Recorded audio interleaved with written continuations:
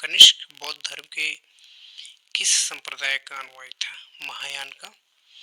प्रथम जैन समिति किसने आहूत की थी? स्थूलभद्र ने। एक्सला शापल 1748 की संधि का क्या परिणाम, यानी कि एला शापल, इसकी संधि क्या परिणाम हुआ था? प्रथम कर्नाटक युद्ध की समाप्ति एवं अंग्रेजों को मद्रास पुनः प्राप्त होना। भगवती सूत्र किस धर्म से संबंधित है? जैन धर्म से। मेगास्थनी द्वारा उल्लिखित एग्रोनोमाई कौन थे? नगर के अधिकारी। महात्मा गांधी के साथ किस मुसलमान ने बाल गंगाधर तिलक की अर्थी उठाई थी? शौकत अली ने। महात्मा गांधी ने अपनी में से किस पुस्तक में ब्रिटिश पार्लियामेंट को बांझ का वेश्या कहा था? हिंद स्वराज। भारत के संविधान में संवैधानिक उपचारों का अधिकार है जो नागरिकों को उनके अधिकारों के लिए किसी भी व्यक्ति यहाँ तक कि सरकार के खिलाफ खड़े होने का अधिकार देता है। वह अनुच्छेद कौन सा है? अनुच्छेद 32। लॉकडाउन के दौरान भारत सरकार के द्वारा प्रयुक्त असाधारण शक्तियों को विधि का आधार निम्नलिखित में से किन कानूनों से प्राप्त हुआ? Disaster management act 2005, epidemic disease act 1897।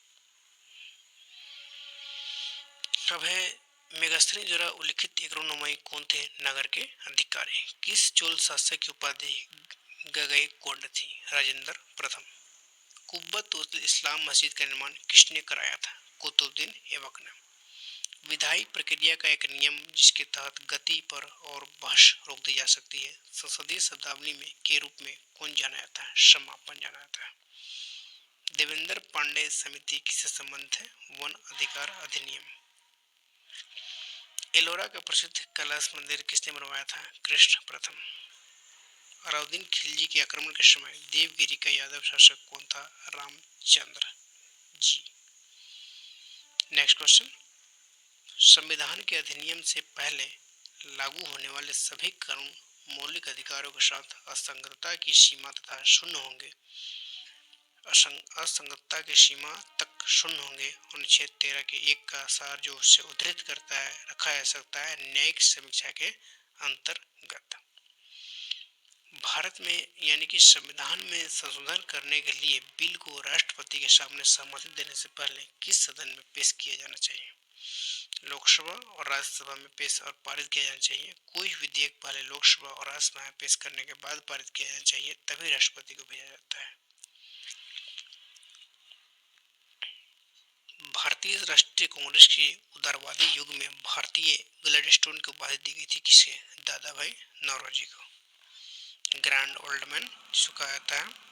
Subhash Chandra Bose ने स्वाधीन भारत की अस्थायी सरकार के गठन की घोषणा कब की थी? 21 अक्टूबर 1943 ईस्वी को। भारत की जनगणना 1891 में जनगणना आयुक्त कौन थे? गेट। जनगणना आयुक्त 1891 के गेट थे, जिसको गेट बोला जाता है। Next question. इंडियन ओपिनियन पत्रिका के प्रथम संपादक कौन थे? मनसुख लाल नजर। Question number 27। संघ की राजभाषा हिंदी और लिपि देवनागरी होगी। अंग्रेजी का भी आधिकारिक कार्यों के लिए प्रयोग किया जाएगा। यह किस अनुच्छेद में? अनुच्छेद 43 के 1 में है।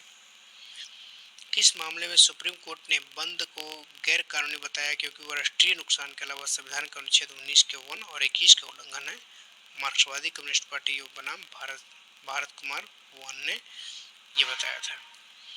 1947 में भारत विभाजन के बाद किस संयुक्त रक्षा समिति जिसे सैनिक कर्मचारियों, हथियारों व युद्ध सामग्रियों के विभाजन की जिम्मेदारी सौंपी गई थी का सर्वोच्च सेनापति बनाया गया था किसे?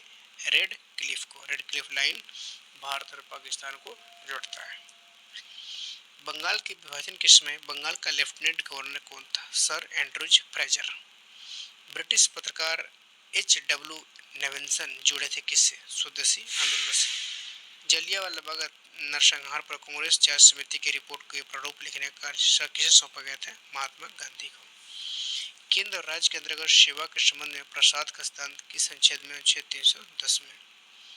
कौन सा मौलिक अधिकार भारत के संविधान को आवश्यक बुराई को शामिल करने के लिए जाना जाता है? तो कुछ मामलों में गिरफ्तारी और हिरासत के खिलाफ संरक्षण। फिलहाल 30 क्वेश्चन और 30 क्वेश्चन कल।